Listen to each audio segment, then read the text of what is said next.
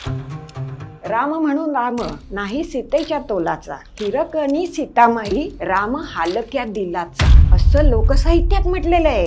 आज नाही हिंमत होणार कोणाची, आणि ही नक्की बाईची नजर आहे, कारण तिला सीतेचं दुःख कळलंय. मराठीतल्या महिलांच्या लेखनाचा अतिशय उत्कर्षाचा काळ हा साधारणपणे 65 ते 90चा आहे. 2-3 प्रकार बायकांनी अजिबात लिहिले नाहीत दीर्घ काळपर्यंत, ते म्हणजे नाटक आणि विनोद. सुनीताबाई देशपांडेंनी आहे मनवर लिहिलं, आणि मग अत्यंत यशस्वी वाटणाऱ्या स्त्रीला व्यक्तिगत जीवनात काही नाराजी असेल हे समाजाला पहिल्यांदा कळलं. बाईने शिकून अशी व्यवस्था करायची, तिला शिक्षण नाकारायचं, आणि तू कशी अडाणी आहेस असं म्हणत राहायचं, आणि इतर पुरुषांनी मिळून त्याची मजा बघायची. यात घातक सवलतीची सवय. सवलत देण्यापेक्षा साधन द्या. सवलती द्यायला लागला की माणसं आळशी बनतात. माझ्या बाबतीमध्ये जेव्हा कधी काही साहित्य संस्थांचे काही उपक्रम असतात तेव्हा मला जर कोणी असं म्हटलं की तुम्ही एकटीच बाई म्हणून तिकडे आता, म्हटलं मी बाई म्हणून नका बोलू, मी बरं लिहित असेल तर बोलवा. 2020च्या आसपासच्या जाहिराती पाहिल्या तर भारतातल्या बायका फक्त कपडे धुवत होत्या असं वाटेल. मंगला गोडबोले या नावाच्या आधी सौ लोकांनी कधीच वाचलेलं नाही, आणि तुझं नाव असंख्य वेळा छापलं गेलंय. तर हे तुला का वाटलं, आणि त्याच्याविषयी बाबांची प्रतिक्रिया काय होती? नमस्कार, आर पार वुमन की बात मध्ये मी मुग्धा गोडबोले पुन्हा एकदा तुम्हा सगळ्यांचं स्वागत करते. साहित्य हा समाजाचा आरसा असतो असं म्हटलं जातं. हे वाक्य खूप वेळा खूप ठिकाणी वापरलं गेलंय, पण एका अर्थाने ते खरंच आहे. कारण साहित्यिक लेखक ज्या नजरेतनं समाजाकडे बघतात ती आपली नजर नसते. ते एका वेगळ्या दृष्टिकोनातनं समाजाकडे बघत असतात, त्यांची निरीक्षणं नोंदवत असतात, त्यांना जे प्रश्न पडतात त्यांची ते उत्तरं शोधत असतात. सातत्याने गेली 45-50 वर्ष लेखनातून एक विचार मांडणाऱ्या, एक विचारधारा सुरू करणाऱ्या साहित्यिका, प्रख्यात लेखिका मंगलाताई गोडबोले यांच्याशी आज आपण गप्पा मारणार आहोत. आणि मुलाखतीच्या दरम्यान मी तिला अगतुगं करीन, कारण मी त्यांची मुलगी आहे. आणि मला बरेचदा असं सांगावंसं वाटतं, किंवा बरेचदा बोलताना असं होतं की ती माझी आई आहे. नाही, मी तिची मुलगी आहे, हीच ओळख आहे आणि तीच योग्य आहे. तर आज मंगलाताई गोडबोले आपल्याकडे आलेले आहेत, ज्यांचं वाचन चांगलं आहे. त्यांनी मंगलाताईंची पुस्तकं वाचलेली असतात, कारण साधारणपणे 70च्या घरात पुस्तकं आता त्यांची उपलब्ध आहेत. अगणित राज्य पुरस्कार, साधारणपणे साहित्य विश्वातले सगळे मोलाचे पुरस्कार, आणि त्याहीपेक्षा वाचकांच्या आवडीचं लिखाण, म्हणजे झुळूक सारखं सदर असेल ज्याची पुस्तकं झाली असतील, किंवा खूप विविधांगी विपुल लेखन त्यांनी जवळजवळ 47-48 वर्ष केलंय. आणि जेव्हा एवढा मोठा काळ एखादी लेखिका तिच्या नजरेतनं समाजाकडे बघत लिहित असते, तेव्हा तिची निरीक्षणं काय असतील, ती कशी बदलत गेली असतील, हे आता आपण त्यांच्याकडनं ऐकूया. धन्यवाद. धन्यवाद. आर पार वुमन की बात मध्ये तू गप्पा मारायला आली आहेस, त्यामुळे आज आमच्याकडून आणि बर्वा स्किन थेरपीकडून तुझ्यासाठी हे एक छोटंसं गिफ्ट हॅम्पर. हे तुला मी देऊ का? मीच घेऊन जाऊ ना, मी तुला देते. आत्तापुरतं दे मला, मग नंतर तू पळवशीलच. नाही, पण हे तू खरंच वापर. हे ऑर्गॅनिक असतात, केमिकल्स नसतात, गाईच्या तुपापासून केलेले असतात प्रोडक्ट्स, त्याच्यामुळे नक्की वापर. छान आहे, छान. आणि ही कुठल्याही वयातल्या स्त्री पुरुषांसाठी आहेत, त्याच्यामुळे नाहीतर तू म्हणशील मला काय आता याचा उपयोग, तर तसं नाहीये, ते तू वापर. छान आहे, छान आहे. आणि अजून एक काहीतरी मला दिसतंय. हे आमच्या मैथिली आपटेनी ही दिनदर्शिका केली आहे. ही असं खूप काय काय, आमच्या ह्या आरपार मधली पोरं सुद्धा सगळी हुशार आहेत. अच्छा, आरपारची पोरं हुशार, तर तिने दिनदर्शिका ही केली. तर ही सुद्धा घरी ठेव. तू आज इथे आलीस, हा सगळा औपचारिक भाग आहे, पण तो करावा लागतो. बरोबर. एक ह्या मुलाखतीचा आब राखण्यासाठी म्हणून त्यातल्या त्यात औपचारिक बोलण्याचा मी प्रयत्न करीन. ठीक आहे. खरं सांगायचं तर सोपं नाही आहे हे माझ्यासाठी, कारण कुठल्याही क्षणी अचानकपणे वादाचं रूप येऊ शकतं या सगळ्याला. ते न आणण्याचाही मी खूप प्रयत्न करीन. पण मला आई तुला असं विचारायचं आहे की तू आता 47-48 वर्ष सातत्याने लिहिते आहेस. आपण फार महदाईसापर्यंत जरी नाही गेलो, 13व्या शतकापर्यंत आपण नाही गेलो, तरी सुद्धा या गेल्या 50 वर्षांमध्ये असं आपण म्हणूया, साहित्यातलं लेखिकांचं योगदान कसं बदलत गेलं असं तुझं निरीक्षण आहे. आणि मी हे सगळं तुला विचारते ह्याचं कारण तुझा अफाट व्यासंग आहे. हे मी एकटी नाही, हे तुला ओळखणाऱ्या सगळ्यांनाच माहिती आहे. तुझं वाचन खूप आहे. म्हणजे मला हे अभिमानाने सांगावंसं वाटतं की माझ्या मते तिने लेखकांच्या 4-5 पिढ्यांचं लेखन वाचलं असेल. म्हणजे अगदी चि.व्ही. जोशींपासून आत्ताच्या लेखकांपर्यंत ती अनेकदा मला सुचवत असते की सध्या ह्यांचं लिखाण खूप चांगलं आहे, हे पुस्तक खूप चांगलं आहे, हे वाच. मला असं वाटतं की माझ्याहीपेक्षा खूप जास्त किंवा माझ्या आजूबाजूच्या कोणाहीपेक्षा खूप जास्त तिचं वाचन आहे. तर हा जो एवढा व्यासंग आहे त्या आधारावर तुझं काय निरीक्षण आहे की बायकांचं लेखन आणि गेल्या काही वर्षामध्ये त्याचं बदलत गेलेलं स्वरूप किंवा आपण असं म्हणूया की वाचकांचा बदलत गेलेला प्रतिसाद, बरोबर, हा काय होता? साधारणपणे गेल्या 50 वर्षामध्ये मराठी साहित्याचं रूप जसजसं बदलत गेलं तसतसंच बायकांचं लिखाणही काही प्रमाणात बदलणार हे समजण्यासारखं आहे. आत्ता आपण सुरुवातीला बायकांचं लिखाण आणि पुरुषांचं असं काही धरूयाच नको, कारण त्याला उगाचच काही वेळा अनिष्ट वाटा लागतात. त्या मला अजिबात अभिप्रेत नाही आहेत. एवढंच फक्त लक्षात ठेवायचं नेहमीच की बायका, मी हे मराठीपुरतंच सगळं बोलते आहे, बायका ह्या पुरुषांच्या नंतर 60-70 वर्षांनी लिहायला लागलेल्या आहेत.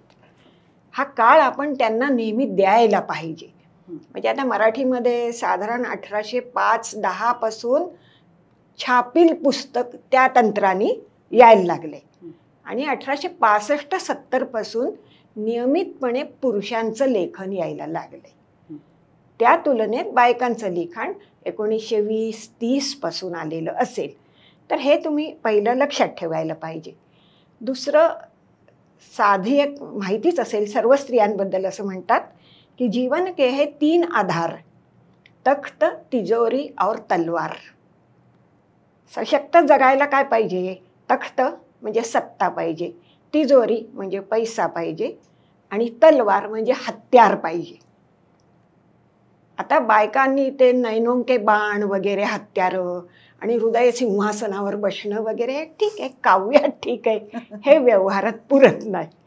त्याच्यामुळे दीर्घकाळपर्यंत ज्यांच्याकडे कसलीच सत्ता नाही त्या बायकांनी लिहिलेलं सुरुवातीचं लेखन हे एकतर धार्मिक प्रेरणेत नसेल, पतीचं चरित्र लिहिणं हे म्हणजे धर्माच्याही वरच्या श्रद्धेचं रूप एका टप्प्यावर असेल आणि साधारण 1940 पासून थोडंसं आसपासच्या परिसराबद्दल, थोडंसं नव्या सामाजिक जाणीव त्या काळानुसार त्याच्याबद्दल असं लेखन मराठीमध्ये बायकांचं आलेलं आहे असं दिसतं. तेव्हाही आणि आजही बायका पहिल्यांदा कविता लिहितात. याचं कारण त्यांना असं वाटतं की कमी लिहायचं आहे, 8-10-15 ओळी, आणि जी काही एक तीव्र भावना त्या क्षणी मनात आली असेल कशाही बद्दल ती आपण सुसंगत ओळीमध्ये लिहून मोकळं व्हायचे. त्यापेक्षा गद्य लिखाण याला साहजिकच जास्त कष्ट आहेत, जास्त रचना आहे त्याची, आणि ते पुढे कोण छापेल वगैरे हा प्रश्नही आहे. बायकांचं सुरुवातीचं लिखाण आपल्या अपत्याबद्दल लिहिणं, आपल्या नवऱ्याबद्दल लिहिणं, आपल्या घरातल्या एखाद्या सणाबद्दल लिहिणं, इथपासून मग हळूहळू आपल्यासारख्या इतरांबद्दल लिहिणं, मग ते कथा रूपात लिहिणं. कादंबरी तर फार नाही, कारण आणखीच मोठा आवाका तिचा झाला. पण अशा प्रकारे टप्प्याटप्प्याने बायका हे लिहायला गेल्या असतील. 2-3 प्रकार बायकांनी अजिबात लिहिले नाहीत दीर्घकाळपर्यंत. ते म्हणजे नाटक आणि विनोद. हे निश्चित लिहिलं नाही, कारण ह्या म्हणजे नाटक ही तर थेटपणे समूह कला आहे. सगळ्या समूहाबरोबर चर्चा करून ते घडवत जायचं आहे, तेवढं कदाचित स्वातंत्र्य नसेल, तेवढा आत्मविश्वास नसेल वगैरे. आणि बायकांनी हसणं हे फारसं समाजसंमत नव्हतं. म्हणजे माझ्याही लहानपणी गॅलरीत उभं राहून फिदी हसू नका असं आम्हाला म्हटलं जायचं. मुलीचं हसणं हे एका अर्थाने आमंत्रण आहे, अशासारख्या समजुती होत्या. ह्याचं मी समर्थन करत नाही, पण हे असं होतं त्या काळातलं. मला आजी आजोबा डोळ्यासमोर दिसत आहेत. त्याच्यामुळे मग हसायचं नाही आहे फार. मग त्यातल्या त्यात सर्वात काय तर मी माझी दुःख सांगेन. म्हणून सुरुवातीचं दीर्घकाळचं लेखन हे दुःख, खंती, अन्याय, वेदना ह्याचं कुठेतरी रूप, पण हे माझं नाही बरं का, माझ्या शेजारणीचं आहे, माझ्या कल्पनेतलं ह्याचं आहे. कारण माझं आहे म्हटलं तर मी एका कुटुंबाला उघडं पाडीन, तो धोका मला पत्करायचा नाही. आत्मपर लेखन अशा अर्थाचं हे मराठीत फार उशिरा सुरू झालं. म्हणजे 1990-92 सुनीताबाई देशपांडेंनी आहे मनवर लिहिलं आणि मग अत्यंत यशस्वी वाटणाऱ्या स्त्रीला स्व व्यक्तिगत जीवनात काही नाराजी असेल हे समाजाला पहिल्यांदा कळलं. ते लिहिण्याचा धाडस हा आणि वेगळाच विषय आहे. तर मला असं म्हणायचं आहे की मुख्यत्वे छोट्या छोट्या गोष्टींचं, सुखदुःखाचं वर्णन करणाऱ्या कथा, कविता, धार्मिक लेखनाव्यतिरिक्त, कारण धार्मिक आजही मोठ्या प्रमाणावर लिहिलं जातं. आपल्याला असं वाटतं शहरात राहून, पण तसं नाही आहे, त्याला खूप मागणी आहे. आणि मग नाटकाकडे वळायला तर 60 साल वगैरेच उजाडलं असावं. संवाद लिहिले असतील छोटे मोठे, पण एक 3 अंकी नाटक, त्याची एक रचना असं कोणी केलं नाही. आणि विनोद तर नेहमीच फार कमी प्रमाणात लिहिला गेला, कारण बायकांकडून. कारण विनोद ही निसरडी वाट आहे, कुठल्याही क्षणी आपलाही तोल जाईल आणि वाचणारे तर टपलेलेच असतील. मुख्य म्हणजे ह्या सगळ्या काळात आणि आजही बाईला लिहिताना आपली सामाजिक प्रतिमा कुठे डागळणार नाही ना, ह्याची एक सूक्ष्मशी चिंता असते. हो, 100%. आणि डागळवायला अनेक लोक अतिशय उत्सुकच आहेत. म्हणजे अतिशय सरळ लिहिलेल्या लेखनालाही फाटे फोडणारी माणसं मला आयुष्यात भेटलेली आहेत. त्याच्यामुळे मग सावध राहायचं सतत. आणि बाईनी कसं झुरावं, रडावं, खंत करावी, दुसऱ्याच्या डोळ्यात अश्रू आणावे, बिचारा हा बिचारा तो, हे सोपं आहे ना. बाईनी हसणं, आत्मपरीक्षण करणं, आपल्या कुटुंब जीवनाकडेच तिरपा एक कटाक्ष टाकण्याची तयारी दाखवणं, व्यवस्थेविषयी अनादर दाखवणं, हे नको आहे कोणाला. हे आजही फार लोकांना नकोच आहे, तेव्हा तर अजिबातच नव्हतं. त्याच्यामुळे हा सगळा भाग झालेला आहे. एक तुमच्या पिढीला माहीत नसेल म्हणून सांगते की 1960 साली महाराष्ट्र राज्य स्थापन झालं. यशवंतराव चव्हाणांसारखा एक अतिशय सुसंस्कृत नेता ह्या राज्याला आरंभीच लाभला. आणि त्यांनी मुख्यत्वे काय ठरवलं की स्त्रिया आणि मुलं ह्यांना काहीतरी सकस मिळत राहणं ही राज्याची गरज असेल तर राज्याचा सर्वंकष विकास होईल. त्यामुळे महिलांसाठी, मुलांसाठी नियतकालिकं काढा, पुस्तकं काढा, त्यासाठी वाटल्यास शासनाकडून आम्ही जाहिरातीचं उत्पन्न देऊ म्हणून 60-62 नंतर मराठीत महिलांची मासिकं किंवा कुटुंब मासिकं खूप मोठ्या प्रमाणावर निर्माण झाली. अच्छा. ती आधी नव्हती आणि आता त्याचा बराच ऱ्हास झालाय, तो वेगळा विषय आहे. त्यामुळे मग त्या काळात बायका एकदम मोठ्या संख्येने लिहायला लागल्या. म्हणजे मराठीतल्या महिलांच्या लेखनाचा अतिशय उत्कर्षाचा काळ हा साधारणपणे 65 ते 90चा आहे. 90 नंतर मग उदारीकरण, मग बाकीचे विषय आले, वर्तमानपत्रांची सत्ता फार वाढली वगैरे, हा पुढला सगळा भाग आहे. पण 60 सालानंतर 67-68 पर्यंत मराठीत अनेक मासिकं निघाली आणि मासिकांमधला नियमित त्यांना एक खाद्य लागतच असायचं ना. पुन्हा ते मोठी जागा द्यायचे. ते रवी किरण मंडळ आणि ते त्याच्या आधी रवी किरण मंडळ स्वातंत्र्यपूर्व आणि ते कवींचंच फक्त. त्याच्यात सुद्धा 7 कवी आणि 2 कवयित्री, त्यांची तेवढी राखीव जागा असल्यासारख्या त्या गुणी होत्या, तो प्रश्न नाही. मला असं म्हणायचं आहे की लिहावंसं वाटणं हा एक भाग आहे, लिहायला जागा मिळणं हा एक भाग आहे, आणि ते कोणापर्यंत पोचतं हा तिसरा भाग आहे. ही जी मासिकं आली, मासिक संस्कृती महाराष्ट्रात अतिशय प्रबळ अशी होती आणि ती महिन्यामागून महिने लोकांना पोचतायत. मग लघुकथा हा वाङ्मय प्रकार त्या काळात अतिशय वाढला. म्हणजे मराठीतल्या जितक्या म्हणून लोकप्रिय कथाकार महिला असतील त्या सगळ्या त्या काळात सुरू झालेल्या आहेत. आम्ही त्याच्यानंतर 15 वर्ष वगैरे. तर अशा प्रकारे टप्प्याटप्प्याने बायकांचं लेखन अधिक विकसित होत गेलं. लिहायची ऊर्जा तर जुन्या काळपासून होतीच, लोकसाहित्यामध्ये सुद्धा होती. आणि त्यांची धिटाई तर काय सांगावी की आता राम म्हणून राम नाही सीतेच्या तोलाचा, हिरकणी सीतामाई राम हालक्या दिलाचा. असं लोकसाहित्यात म्हटलेलं आहे. आज नाही हिंमत होणार कोणाची. आणि हे नक्की बाईची नजर आहे, कारण तिला सीतेचं दुःख कळलंय की कुणाच्या तरी सांगण्यावरून हा राम नवरा बायकोची शंका घेतोय.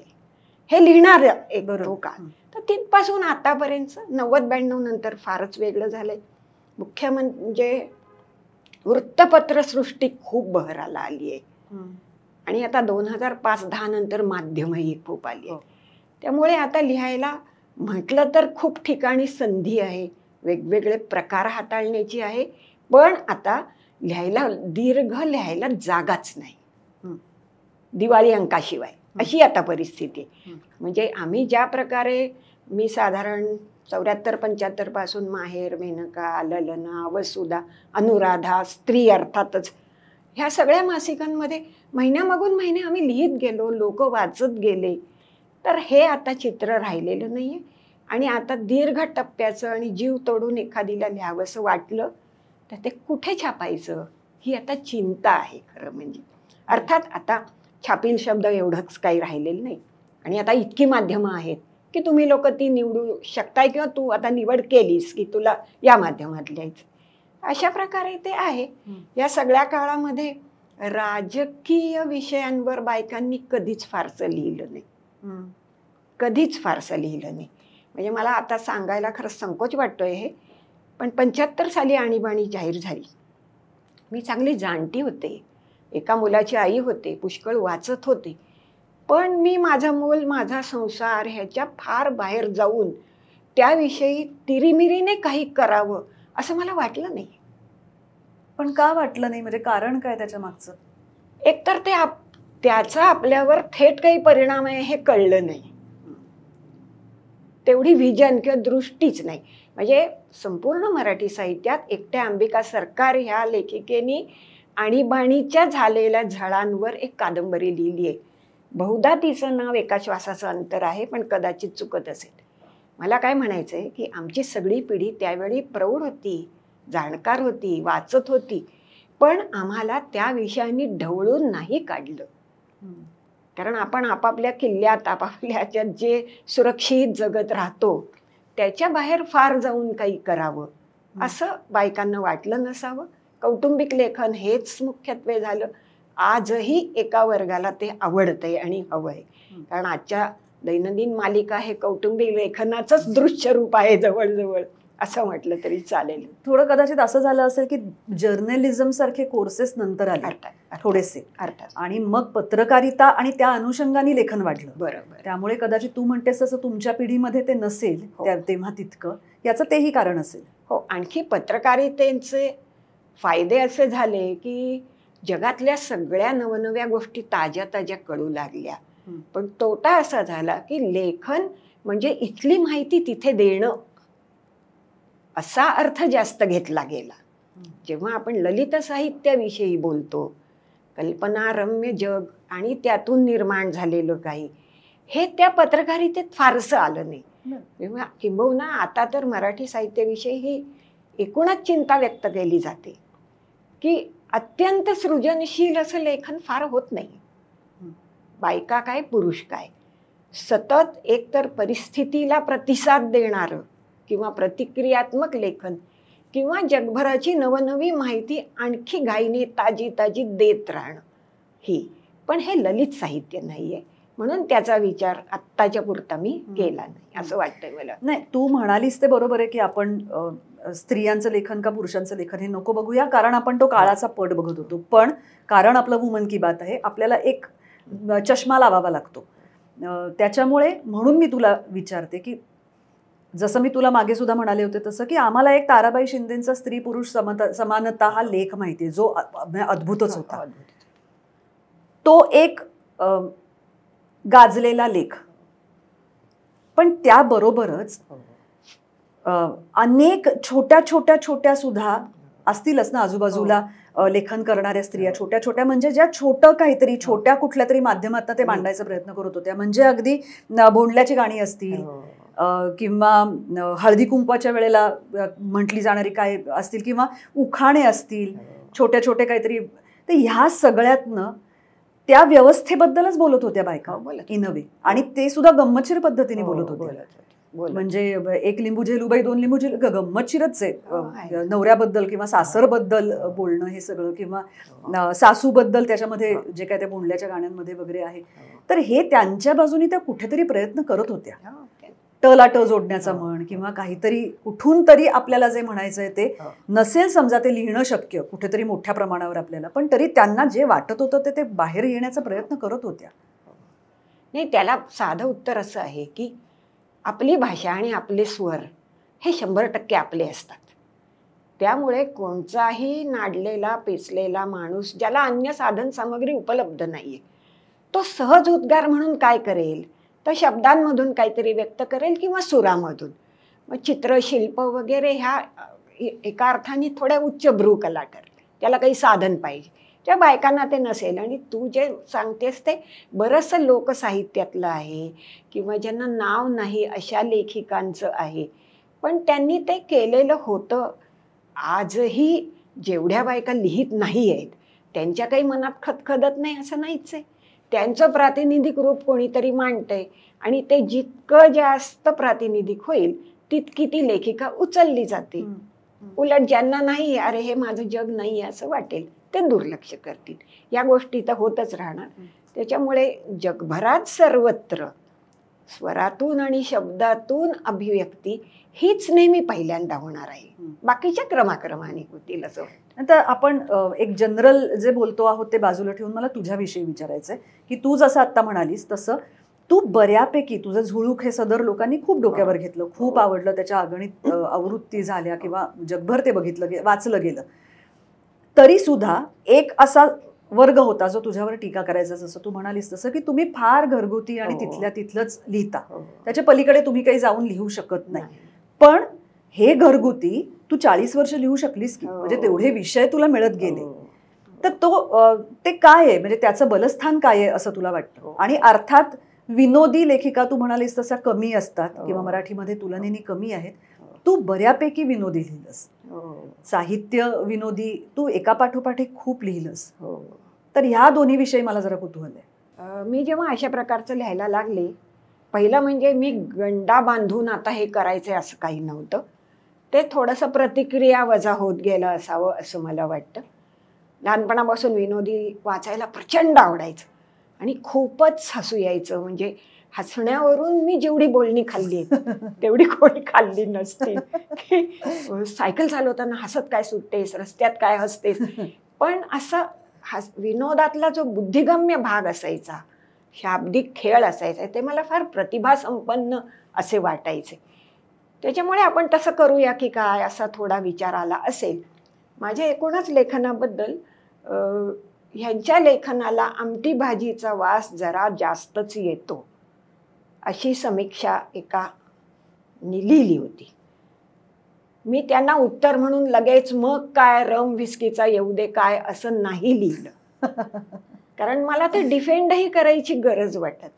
मला असं वाटतं की वास कशाचा येतो ह्यापेक्षा किती प्रत्ययकारी येतो ह्याला महत्त्व आहे. शेवटी साहित्याचा अंतिम हेतू काय आहे, जे सांगितलंय त्याचा प्रत्यय तुम्हाला येतो का नाही, का ते त्रयस्थ राहतं आणि तुम्ही त्रयस्थ राहता, मग त्याच्यात काही अर्थ नाही.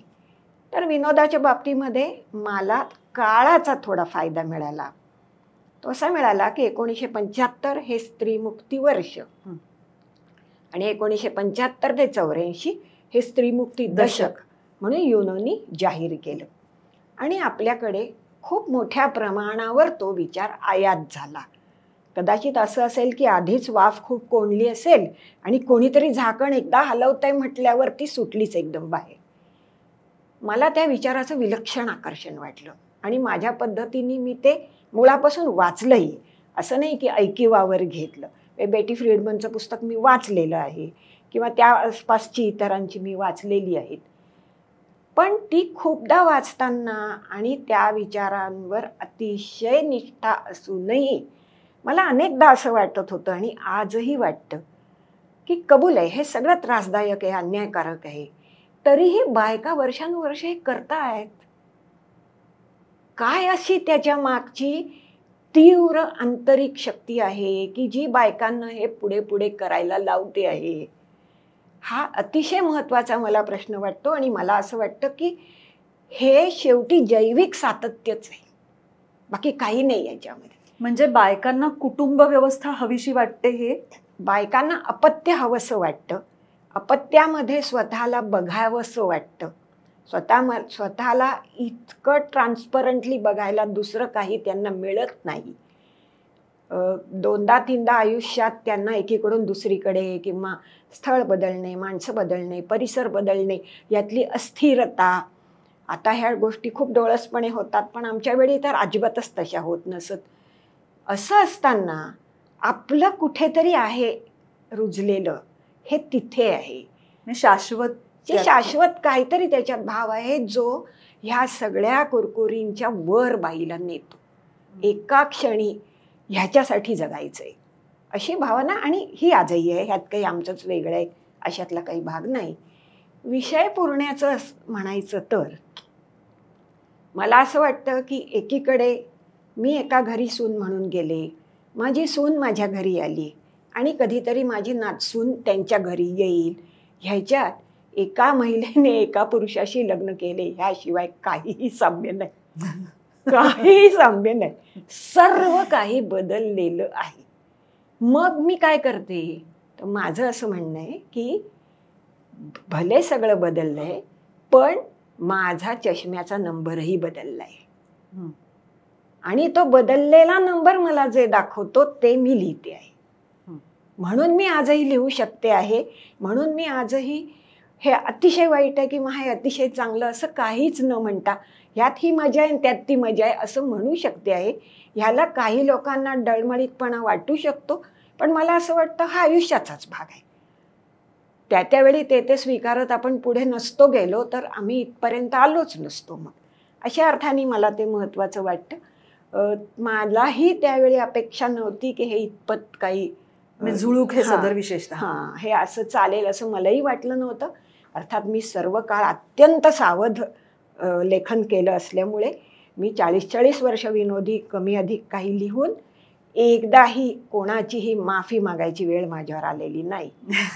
कारण मी ती येऊच दिलेली नाही. मी प्रयत्नपूर्वक, म्हणजे मला 3-4 वेळा काही महत्त्वाच्या व्यक्तींनी तुम्ही साप्ताहिक व्यक्तिगत सदर लिहा असं म्हटलेलं आहे, पण मी ते लिहिलं नाही. कारण मला असं वाटलं की मी त्यांच्यावर लिहिलं मला चालेल, पण उद्या त्यांनी माझ्यावर काही लिहिलं आणि लिहिताना कदाचित त्यांचा स्तर नाही राहिला, मला चालेल का, माझ्या कुटुंबाला ते हवंय का, तर मला नको आहे.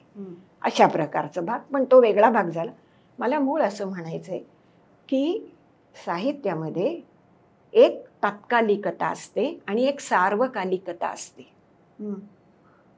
आपण खूपदा तात्कालिकात खूप रमतो, पण कुठेतरी सार्वकालिक असतं आणि ते जिथे सापडतं ते लेखन त्या अर्थाने दीर्घकाळ टिकतं. बरोबर. म्हणजे आता झुळूकमध्ये 85 साली तुझ्या गॅदरिंगवरून मी लिहिलं होतं की शेवटी दिवसभर मरमर करून संध्याकाळी झोपलेल्या कोळणीला कडेवर घेऊन मला घरी यावं लागलं. तू कोळीण वगैरे होतीस. आजच्याही आया ते करतात ना. कोळीण नसेल, अजून काही असेल, बार्बी डॉल असेल, काय मला माहित नाही एवढं, आया करतात ना ते. त्या नाही ना विचार करत की ह्या गॅदरिंगच्या 3 मिनिटाच्या अपिअरन्ससाठी मी 3 दिवस का कष्ट करतोय. हे सार्वकालिक आहे, म्हणून ते त्यातल्या त्यात टिकलं असण्याची शक्यता आहे. कारण आताच्या मनाने आमच्या वेळी मार्केटिंग काहीच नव्हतं. जाहिरातच नाही. माझ्या एकाही पुस्तकाची पेपरमध्ये जाहिरात आलेली क्वचित कधी, किंवा अड्डा पुस्तकांच्या एकत्र जाहिरातीत एक, स्वतः तोंडाने सांगणं शक्यच नाही, पॉडकास्टचा मुद्दाच नाही, काहीच नसायचं. मग ही पुस्तकं कशी वाचली गेली. अरे हे आपलं आहे बरं का, असं कुणाला तरी क्षयाला वाटतं, तो दुसऱ्याला तिसऱ्याला सांगतो आणि त्यांच्या शाब्दिक प्रसारातून त्याचं काय व्हायचं ते होत असतं. एक गंमत म्हणून सांगते की 70 पुस्तकं तिची बाजारात आहेत. माझं जेव्हा पहिलं पुस्तक आलं किंवा एकमेव पुस्तक आलं तेव्हा मला कोणीतरी असं विचारलं की ह्याचं प्रकाशन तू करणार का. मी म्हटलं मला मंगला गोड बोले कानाखाली मारतील की जे एकमेव पुस्तक लिहिलंयस त्याचं प्रकाशन सोहळा वगैरे तू केलास तर. कारण आमच्याकडे असं कधीच काही झालेलं नाही आणि तरी वर्ष पुस्तकं येतातच आहेत बाजारात आणि चांगली चांगली पुस्तकं येत आहेत. त्याच्यामुळे तो जगण्याचा एक भाग झालाय थोडक्यात. ते एक आणि खूपच मला विचित्रच वाटतं असं, अहो मी लिहिलंय असं काय सांगत फिरायचं. वाचतील ज्यांना वाचायचं आहे ते, मीच होऊन कशाला. बरं ते खूपच छान आहे मग त्याचं प्रकाशन करायचं, मग त्यातलं मी वाचून दाखवायचं लोकांना, जणू काही ते नाहीच वाचणार आहेत, मीच त्यांच्या कानावर कशाला पाहिजे. ज्याला हवं ना. एक रवींद्रनाथांची फार चांगली ओळ आहे, मला बंगाली येत नाही म्हणून अनुवाद सांगते, की आयुष्याच्या गीतात आपण सुट्या सुट्या ओळी असतो, यमकाच्या शोधात फिरत असतो. ज्याला माझ्या लेखनात यमक सापडेल तो ते बघेल, तो ते त्याला आवडेल, तो लक्षात ठेवेल. त्याला मी का सांगू ये रे बाबा यमक आहे आणि कोणाकोणाला सांगू मी.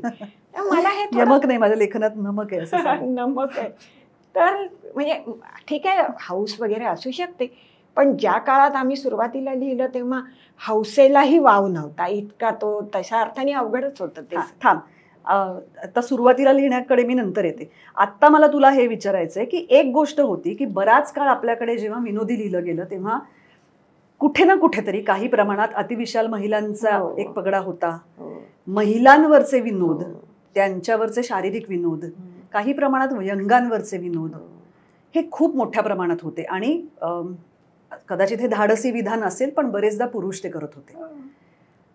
तुझं काय याविषयीचं मत आहे? तुझ्या लिखाणामध्ये तसं कधी आलं नाही, पण तुला काय वाटतं त्याबद्दल? काय इझी टार्गेट होतं. बायका हे लिहिणारे पुरुष होते, लठ्ठ मठ्ठ निर्बुद्ध बायका, आणखीन पुरुषाला कायम अडचणीत आणणाऱ्या बायका. म्हणजे आमच्या तरुणपणी वगैरे बायको माहेरी जाते, बायको ड्रायव्हिंग करते, बायको डायटिंग करते, अशी शीर्षकं असायची लेखांची. आणि त्या बायकोला नाव नसायचं, बायको हेच तिचं नाव. हे किती भयंकर आहे विचार केला तर. मजा म्हणून सांगते की संस्कृत साहित्यात अनेक नाटकांमध्ये विदूषकाला नाव नाहीये. ततः प्रविशती विदूषकः, विदूषक येतो. म्हणजे विदूषकांनी वेडेवाकडे चाळे केले की बास आहेत, त्याला नावाची गरज नाही. तसंच झालं ना हे. मला त्यावेळी नाही हे एवढं खटकलं बरं का. आम्ही हसायचो, लोक हसायचे, पण जसजसं मी विचार करायला लागले मला वाटायला लागलं अरे आपण तर एवढे निर्बुद्ध नाही होत जितकं लिहितात. मला जर चांगला गुरु भेटला तर मला जगातलं कुठलंही आजही कळू शकेल. चांगल्या गुरुनी मेहनत माझ्यावर घेतली, नक्की शिकेन का नाही. मी शिकू नये अशी व्यवस्था करायची, म्हणजे हे मी व्यक्तिगत बोलत नाही, बाईंनी शिकू नये अशी व्यवस्था करायची, तिला शिक्षण नाकारायचं आणि तू कशी अडाणी आहेस असं म्हणत राहायचं आणि इतर पुरुषांनी मिळून त्याची मजा बघायची. हे का तर पुरुषांनी केलं ह्यापेक्षा हे व्यवस्थेने केलं असं म्हणूया. स्त्रिया आणि मुले हा एक गट असा केला की त्यांना काहीच कळत नाही. कोणी काही त्यांना दिलं त्या घेतील, त्यांना काही म्हणणंच असणार नाही कशावर वगैरे. कोणी यावे आणि टपली मारून जावे, कोणी यावे आणि टपली मारून जावे. पुन्हा बायकांचा दोष असा की त्या असंघटित आहेत, आजही आहेत. म्हणजे ज्याप्रमाणे तुम्ही कुठल्याही पुरुष गटावर लिहा, तासात तुमच्यावर मोर्चा येईल आजच्या काळात, पण आजही तुम्ही भिशी वाटल्या बायका असं समजा लिहा आणि त्या कसं ते 2000 रुपयाचा हिशोब किती वेळा चुकतात, कधी 1900 कधी 2100 करतायत वगैरे, त्या बायका मोर्चा नाही काढणार, त्या सोडून देतील. असंघटित गटाला टार्गेट करणं हे जगभर चालतं. दुर्दैवाने आपल्याकडे महिलांचाच तो गट सर्वात मोठा झाला. एक्सपोजर त्या काळात बायकांना कमी होतं. म्हणजे आमचे परात्पर गुरु कान धरला पाहिजे, पुलंनी सुद्धा हेच केलं आहे काही प्रमाणात. म्हणजे ते एक परदेश प्रवासाचं जे काय वर्णन आहे तर ते घाईघाईनी मी तयार व्हायला लागतो तेव्हा मीची बायको त्याला म्हणते की तुम्ही एवढी गडबड करताय, पण आताशा ऑल इंडिया रेडिओची विमानं लेट होतात म्हणे. आता त्या बाईला ऑल इंडिया रेडिओ आणि इंडियन एअरलाइन्स किंवा एअर इंडिया हे आपला फरक माहीत नाही. ती जर नसेलच गेली कसा असेल हो तिला माहिती. म्हणजे मला हे अन्यायकारक वाटतं फार.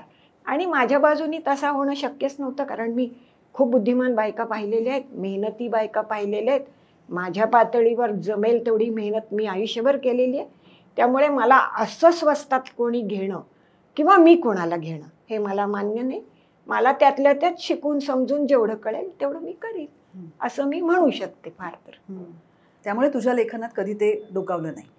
नाही, फारसं कधी नाही. एखादा, शेवटी आपण सवयीचे गुलाम असतो, एखादा झालंही आहे माझ्या हातनं, पण मी तो एकमेव हे धरला नाही. म्हणजे आता मजा म्हणून सांगायला हरकत नाही की मला साधारण 90-92च्या सुमाराला कोणी कोणी असं म्हणायचं की इतकी वर्ष पुरुषांनी चिक्कार बायकांना झोडून घेतलं, आता मंगलाबाई तुम्हीच झोडा सगळ्या पुरुषांना. तशी मी म्हटलं, का बुवा, एवढं तरी महत्त्व मी का देऊ त्यांना? या आयुष्यात किती काय घडतं ना. एकटा पुरुष टार्गेट करायची काहीच गरज नाही आहे. त्याच्यापेक्षा क्षणाला वेगळी दृश्य मला दिसत आहेत, मी त्यावरही लिहीन वगैरे. तेव्हा माझं म्हणणं एवढंच की आयुष्य हा बायका विरुद्ध पुरुष असा सामना आहे असं मी मानत नाही, शहाणी माणसं मानत नाहीत, त्यासाठी विनोदी लिहित नाही. पण जगण्यात छोट्या छोट्या गमती टिपाव्या असं नक्कीच वाटतं. आणखी एक सांगायला मला आवडेल की माझ्या एकाही विनोदी किंवा काय म्हणूया प्रसन्न लेखनाला मी कधी हास्याचा शब्द असं शीर्षक दिलं नाही. बरं. म्हणजे हसत हसत, गालातल्या गालात, खो खो किंवा तत्सम बरीच असतात अशी शीर्षकं. मी असं कधीही दिलं नाही. मी सगळी शीर्षकं लालित्याच्या अंगाने दिली आहेत. झुळूक असेल, आळवावरचे थेंब असेल, 7-8 ते 7-8 असेल, अनेक शीर्षकं जी मला त्यावेळी जमली ती मी लालित्याच्या अंगाने दिली. कारण माझा हेतू खो खो हसवणं हा नाहीच आहे. एक आयुष्याचा सुखद प्रत्यय यावा. अरे, आपण ज्याच्यावर एवढे त्रासलो ना, त्यात पण ही मजा होती बरं का, असं वाटावं, भास आहे तेवढं, असं मला वाटतं. दुसऱ्या बाजूने हा थोडा सावधपणही आहे की अत्र्यांसारखी, पुलंसारखी धो हसवणारी एवढी माझी प्रतिभा नाही आहे. मी एका सामान्य जीवनाचं प्रतिनिधित्व करते, त्यात मला मजा वाटते तेवढी मी लिहिते. अनेकांना ती वाटते म्हणून ते वाचलं जातं. इतका हा सोपा व्यवहार आहे. थोडंसं आता मी मागे जाते. मला काही प्रमाणात हे माहिती आहे, पण तरीसुद्धा तू जेव्हा लिहायला लागलीस तेव्हा त्याआधी तू मुंबई युनिव्हर्सिटीची गोल्ड मेडलिस्ट होतीस. तुझ्या घरी खूप शैक्षणिक वातावरण होतं, हे सगळं मला माहिती आहे. त्यानंतर लग्न करून तू अचानक एक दिवस कराडला गेलीस. कराडसारख्या शहरात जी तुझी घुसमट होत होती त्याच्याविषयी लिहिताना, म्हणजे मी हे त्या शहराला दोष द्यायचा म्हणून म्हणत नाहीये, त्यावेळच्या म्हणजे आता 47-48 वर्षांपूर्वी, तेव्हा तिथे तुला 53 वर्ष पूर्वी, तेव्हा तिथे तुला ज्या पद्धतीचं पोषक वातावरण मुंबईत मिळत होतं तसं मिळत नव्हतं, असं आपण म्हणूया. तू आणि मी नावाच्या एका पुस्तकामध्ये लिहिलेस आणि मला ते कायम भयंकर ते अंगावर येतं माझ्या, की तू असं म्हणाली होतीस कोणाला तरी की एक अंत्ययात्रा चालली होती आणि माझी जर अंत्ययात्रा निघाली तर फुलं उधळू नका, कागदाचे कपटे उधळा, असं काहीतरी तू म्हणाली होतीस. आणि मला ते वाचल्यानंतर मलाच 2 मिनिटं शंका आली की ही बाई बरी आहे ना. इतकं मला ते भीषण वाटलं होतं. पण ती घुसमट असणार. बरोबर. तर ते काय वातावरण होतं किंवा ती का घुसमट होती? नाही, का होती ह्याला काही त्या काळामध्ये होकार देणाऱ्या पुरुषाशी लग्न व्हायची, इतकं साधं गणित आहे त्यात. असं काही चांगलेत ग बाबा, नाही चांगले तसं मी म्हटलं नाही. पद्धत काय होती, घराच्या जवळच्या शिक्षण संस्थेत शिकायचं, होकार देणाऱ्या पहिल्या पुरुषाशी लग्न करायचं, इतकं सोपं. तर तो आता विषय नाहीये. मुद्दा असा की त्यानंतर जे जीवन येईल त्याच्याशी तुम्ही जुळवून घ्यायचं आहे. आणि जुळवून हे फक्त बाईनीच घ्यायचं आहे. आजही काही प्रमाणात असंच आहे. त्यामुळे मी जेव्हा कराडला गेले तरी ते भयंकर खेडं नव्हे, परंतु कोयना भूकंपानंतर तिथे सगळा विकास थांबलेला होता त्या भागामध्ये. आणि यशवंतराव चव्हाण हे देवराष्ट्र या गावाचे, ते जवळच, म्हणून मग त्यांनी हळूहळू त्या भागाचा विकास करायला सुरुवात केली वगैरे, अशा प्रकारचं होतं. तिथल्या कारखान्यात बाबा तुझे काम करत होते. व्यावहारिक अर्थाने मला काहीही अडचण किंवा कमतरता नव्हती, परंतु वाचायला मिळत नसे. मी तिथल्या वाचनालयात गेले पहिल्या दिवशी पोचल्याचे आहे, 53 वर्षापूर्वीचं आहे. तर मी म्हटलं मला मेंबर व्हायचं आहे, मालक कुठे आहेत असं विचारलं. म्हणून मला मालक नाहीये कोणी. मालक का असावे? नाही नाही, पण पुरुषांच्या नावेच मेंबरशिप असते, लायब्ररीची मेंबरशिप पुरुषाच्या नावे असते आणि मग बायका मुलं त्यांची पुस्तकं घेऊन जातात. इथपासून सुरुवात. बाकी माध्यमं नव्हतीच आमच्या घरी, टेलिफोन नव्हता आणि काहीच संपर्काला माध्यमं नव्हती. मी थोडं थोडं लिहायला लागले 73-74 पासून, काहीतरी घर बसल्या लिहायची आपली बसल्या बसल्या. तर आमच्या 5-6 घरात एकच बाई भांडी घासण्याचं काम करायची. तर तिने आसपास असं पसरवलं की गोडबोल्यांची बायको सारखी जमा खर्च लिहिते. कारण बाई लिहिते ह्याची कल्पनाच काय, तर वाण्याची यादी लिहील किंवा जमा खर्च लिहील, त्याशिवाय बाई काय लिहू शकणार आहे, अशासारखी कल्पना. बायकांचं शिक्षण अतिशय कमी, लहान वयात लग्न झालेली. आत्ता एवढं एक अपत्य नाही, पण 3-4 अपत्यावर थांबायची जाणीव आली होती, नाही असं नाही. आर्थिक टंचाई, त्याच्यामुळे मर सगळी कामं स्वतःच करायची. पुरुष फार चैनीत होते अशातला भाग नाही, पण दिवसाचा बराच वेळ त्यांचा सुरक्षित जाईल, उलट बायका घरीच ते सगळं करतायत वगैरे. तर हे सगळं बघून मला अपेक्षित नव्हतं. म्हणजे शरद जोशींनी पुढे इंडिया, भारत आणि मी हा जो स्वतंत्र विचार मांडला, ज्याच्याविषयी पुष्कळ चर्चा आपल्या देशात झाली आहे, मी तो जगले. म्हणजे मला इच्छा होती एकदा शरद जोशींना भेटून सांगायची, पण तो योग आला नाही माझ्याकडनं. मी तो जगले आहे. मी इंडियातून भारतात राहायला आलेली, वयाच्या 22-23 वर्षाची. पुढे मग मला अपत्य झाली वगैरे, निसर्गक्रमाच्या गोष्टी सगळ्या घडल्या. पण ह्या सगळ्याचं फलित काय, असा हळूहळू प्रश्न निर्माण झाला. पहिल्या दिवशी अर्थातच झाला नाही. सुरुवातीला कुठल्याही याच्यात आपण त्याच्या प्रेमात असतो, त्या वातावरणात आपण काहीतरी खूप करू शकू असं आपण बघत असतो. पण पुढे लक्षात येतं की इथे चहूबाजूनी कुचंबणाच आहे, करायला काहीच नाहीये. आणि मग आपले हे जे तडकफडक विचार काही असतील, कारण माझ्या वडिलांनी मला कधीच त्या अर्थाने मुलगी म्हणून, आणि मला भाऊ नसूनही हे मला जरूर सांगायला आवडेल की त्यांनी कधीही आमच्या मुली हे आमचे मुलगेच आहेत असं म्हटलं नाही, कधीही म्हटलं नाही. आजही लोक काही वेळा म्हणतात, कशाला असं म्हणायला पाहिजे, तुम्ही छान व्यक्ती असा ना, ते पुरेस आहे. तर अशा प्रकारचं वाचन, हिंडणं फिरणं, जमेल तेवढं जग बघणं, जग नव्हे पण भारत बघणं, ह्या गोष्टी आम्ही करत होतो. आणि इथे ते काही नव्हतं. बरं, हे जर काही सांगायला गेलं तर ते अतिशय आगाऊपणाचं किंवा पुरुषीपणाचं ठरायचं. तो एक प्रश्न फार होता की महिला मंडळं तिथे सुरू झालेली होती, म्हणजे भूकंपानंतर पुन्हा. तर 2-3 ठिकाणी मी गेले होते, पण महिला मंडळाची वेळ आणि बायकांची येण्याची वेळ याचा काहीही नाही. जमेल तसं यायचं आणि पाणी यायच्या वेळी निघून जायचं. भाषण सुरू असतं पाणी आलं, कारण 5 वाजता पाणी सुटायचं आणि पाण्याची टंचाई असे, मलाही पाणी भरावं लागायचं. त्याच्यामुळे 5 वाजता ज्ञानेश्वर समोर बसले तरी आम्ही जाणार, इतकं सोपं ते. म्हणजे मला काय म्हणायचंय, अग्रक्रम काय असतो, प्रायोरिटी काय असते जीवनाची, तर ती घर संसाराची घडी चालावी, ती कमीत कमी पैशात चांगल्यात चांगली चालावी.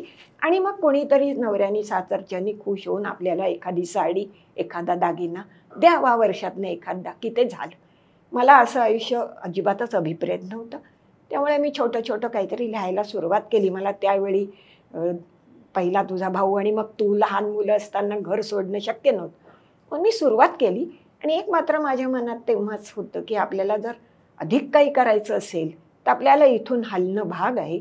कारण आता तुम्हाला कल्पनाही येणार नाही की माध्यमपूर्व काळ कसा होता. बरोबर, तुम्हाला कल्पनाही येणार नाही. म्हणजे मुंबईत एखादं नाटक आलं आहे हे कळायला मला 6-6 महिने लागायचे, बघायला 2 वर्ष पण जातील, जे मुंबईत कदाचित मी 2-3 महिन्यातच पाहून घेतलं असतं. असं अनेक प्रकारे ज्या खिडक्या उघडायला पाहिजेत ना, कानाच्या मनाच्या अँटेना उंच जायला पाहिजेत. मी तर आजही बायकांना म्हणते, अँटेना उंच करा ग, येतात सिग्नल्स. पण त्यावेळी आम्हाला ते फार दुष्प्राप्य होतं ते सगळं.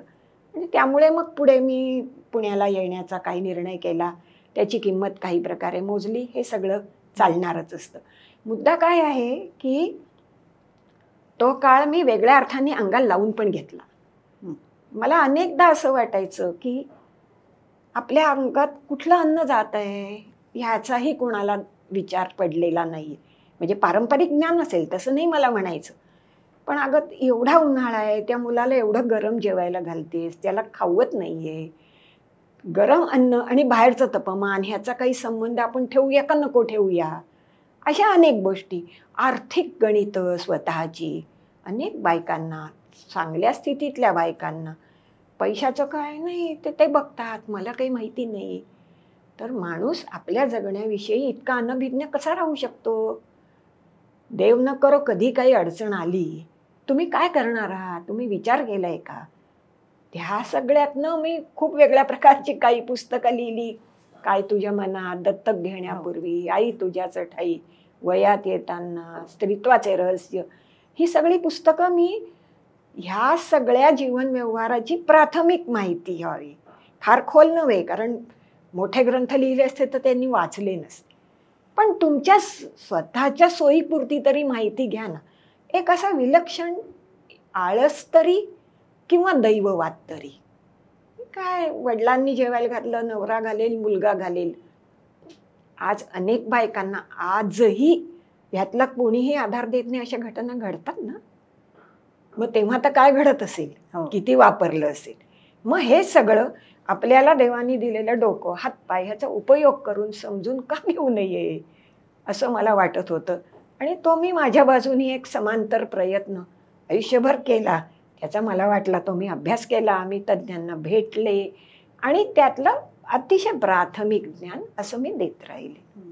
आता मला तू एक सांग की तू जेव्हा कराडमधनं, मला एक गोष्ट आणि आवर्जून सांगावीशी वाटते आणि मला, मी नेहमीच फार कौतुकाने सांगते की माझा जेव्हा जन्म झाला कराडमध्ये तेव्हा गोडबोल्यांनी माझ्या जन्मानंतर माझं बारसं जेव्हा केलं तेव्हा माझ्या बाबांना काही लोकांनी असं खूप आश्चर्याने विचारलं होतं की तुम्ही मुलीचं बारसं करता एवढं मोठं, आणि त्याच्यावर माझे बाबा अगदी कौतुकाने म्हणाले होते की आम्हाला मुलगीच हवी होती.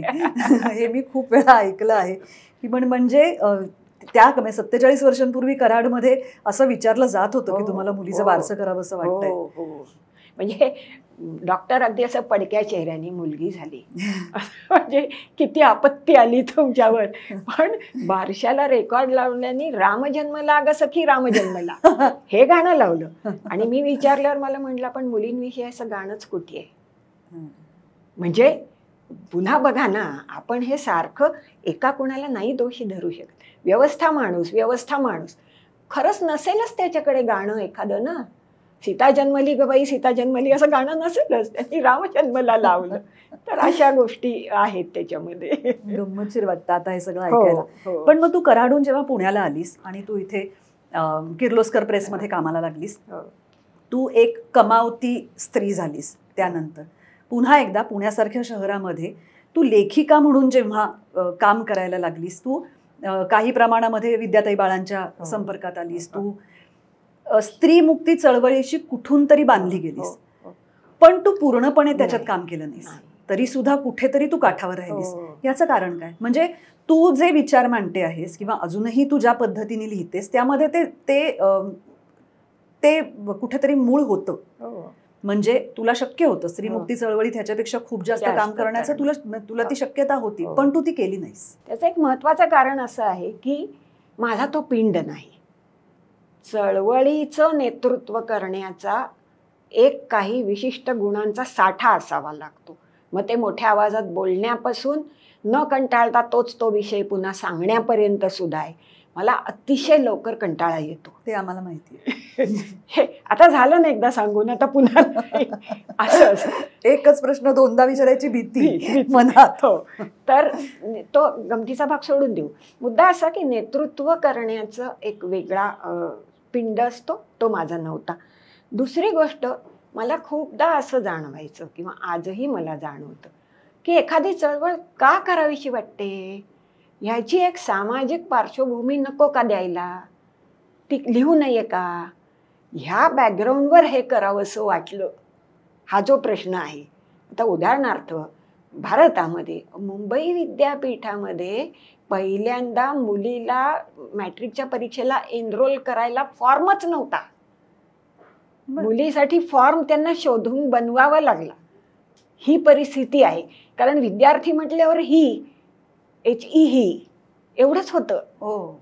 तर अशा अशा अनेक गोष्टी आहेत. तर मुद्दा मूळ तिथे येते की माझ्या दृष्टीने सामाजिक वास्तव काय आहे हे अधिकाधिक स्पष्टपणे सोप्या भाषेत लोकांसमोर, बायकांसमोर मांडत राहणं. उदाहरणार्थ मी दत्तक घेण्यापूर्वी नावाचं पुस्तक लिहिलं 1987 साली. त्यावेळी दत्तकाविषयी आजच्या 1% जागरूकता नव्हती. अगदी उच्चभ्रू भागातली माणसं सुद्धा कुठेतरी खेड्याला, गावाला, खेड्यात गेली म्हणायची. पोटाला उशा बांधून त्या बायका 9 महिने वावरायच्या आणि मग कुठलं तरी मूल घेऊन हे मला झालेलं मूल आहे असं म्हणायच्या. अशा घटना मला माहीत होते. दुसऱ्या बाजूनी मूल नाही म्हणून अतिशय पराभूत जगणारी, निराश जगणारी माणसं होती. मला नेहमी वाटायचं की निसर्गाच्या सगळ्यात जवळ जाणारं उत्तर काय आहे, तर एक आयतं मूल घ्या आणि आपलं म्हणून वाढवा. त्यावेळी IVF वगैरे काही नव्हतं म्हणून हे सगळं आहे.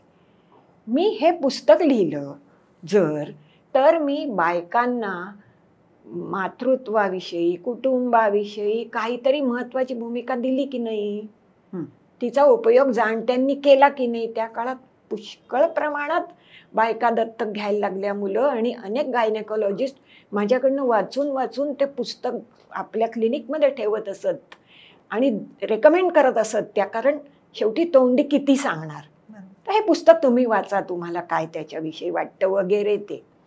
आता काय तुझ्या मनात नावाचं पुस्तक मी लिहिलं 2004 साली. ते एक अमेरिकेतलं पुस्तक एका प्रकाशकांनी मला दाखवलं होतं आणून. ABC of a women's mental health असा तो व्हॉल्यूम होता, मोठा होता. तिथल्या सायकॅट्रिस्ट बायकांनी लिहिला होता. आणि A फॉर अँगर, B फॉर बोर्डम वगैरे असं ते सगळं त्यांनी केलेलं होतं. मोठा ग्रंथ होता. आणि बाईच्या वेगवेगळ्या भावना आणि तिची वेगवेगळी शारीरिक स्थिती यांचा परस्पर संबंध सांगणार. जसं प्रसूत झाल्यावरती आपल्याकडे तिच्या कुशीत स्वर्ग आला वगैरे असं काहीही नसतं. अनेक बायका अतिशय डिप्रेशनमध्ये जातात. हो, पोस्टपार्टम डिप्रेशन आहे. जे आता आहे. त्यावेळी हा शब्द नव्हता, म्हणजे शब्द असणार माहीत नव्हता. अशा अनेक गोष्टी आहेत किंवा वयात येतानाच्या काही टप्प्यावरती मुली अत्यंत चंचल वागतात, अत्यंत चंचल, की त्रास होतो त्यांच्या त्या वागण्याचा. पण त्यातला काही अलाउन्स आपण त्या शारीरिक घडामोडीला द्यायला पाहिजे. तर आता ते पुस्तक मी वाचलं. मग मी विचार केला की आपल्याकडे काही असं चालणार नाही, आणि मग माझ्या पद्धतीने काय तुझ्या मनात असं शीर्षक मी दिलं. कारण ABC of a women's health लिहावं, मी ना डॉक्टर ना शास्त्रज्ञ, पण मी ललित लेखक आहे वगैरे. खूप प्रकारे त्या पुस्तकाचा बायकांनी उपयोग केला. आणि वयात येण्यापासून ऋतुनिवृत्तीपर्यंतचे सगळे टप्पे त्याच्यात लिहिलेले. आता ॲबॉर्शन होतं एखाद्या बाईचं, ही काही तासाची घटना असते. त्या बाईच्या आयुष्याचं रूप बदलणारी ती असू शकते. अनेक बायका महिनोन्महिने, वर्षानुवर्ष त्या धक्क्यातून बाहेर येत नाहीत. हे पाहिलेलं आहे. मग त्यांना तुम्ही वेड्या ठरवणार का त्यांना समजून घेऊन तुम्ही आता ही ह्यातनं जाते ना, थोडे दिवस तिला वेळ देऊया असं म्हणणार वगैरे. तर अशा प्रकारे बायकांच्या समस्यांचं सामाजिक रूप दाखवत राहावं आणि त्यांचं निराकरण करण्याच्या काही शक्यता असल्या तर सांगावं, असा प्रयत्न मी ह्या सगळ्यातनं केला. चळवळीशी थेट संबंध असा काही मी केला नाही. चळवळीचा लागणाऱ्या काही प्रदर्शनांचा वगैरे अनुवाद मी करून दिले पण आहेत, पण तो वेगळा भाग झाला. आणि मला असं वाटतं की आपल्याला झेपेल त्या पट्टीत गाणंच बरं ना. आपण भलत्याच पट्टीत गायला जाऊन हसं करण्यापेक्षा हे माझ्या स्वभावाशी जुळणारं होतं. वर्ष मी एकेका पुस्तकाचा काय मला वाटला तो अभ्यास केला, मी मांडलं, त्याचं चांगलं स्वागत झालं. ह्या दृष्टीने तो प्रयत्न ठीक होता असं मला वाटतं. आता जगभरात पोस्ट फेमिनिझमचा विचार पण जोरात आहे. म्हणजे त्यांनाही आता ह्यातनं काय मिळवलंय, काय गमावलंय ह्याचा फेरविचार, जी प्रत्येकच विचाराला फेरविचार हा असतोच. ज्याप्रमाणे जग थांबत नाही, विचारही थांबत नाही. पण एक सहज म्हणून सांगते की डॉक्टर स. देशपांडे यांच्याबरोबर मी 2-3 वर्ष एक काम केलं. त्यांनी मला एकदा छान सांगितलं होतं. ते म्हणले, मंगलाबाई, 20व्या शतकातला सर्वात क्रांतिकारक विचार कोणचा? मग कम्युनिझम आहे का, सोशलिझम आहे का, अमुक तमुक. ते म्हणे नाही, फेमिनिझम आहे, असं त्यांचं म्हणणं होतं. कारण तो एकच विचार आहे की जो थेट तुमच्या शरीराशी किंवा शयनगृहाशी येऊन भिडतो. बाकी बरेच विचार हे थोडे दाराबाहेर राहू शकतात किंवा ठेवता येतात, पण हा ठेवता येत नाही असं मला त्यांनी सांगितलं होतं. त्यामुळे मी ऋणी आहे त्या विचाराची. पण नवीन खेळणं आलंय म्हणून थोडे दिवस त्याच्याशीच खेळत बसायचं, अशी पण काहींची वृत्ती झाली असेल. मनुष्य स्वभाव असतो.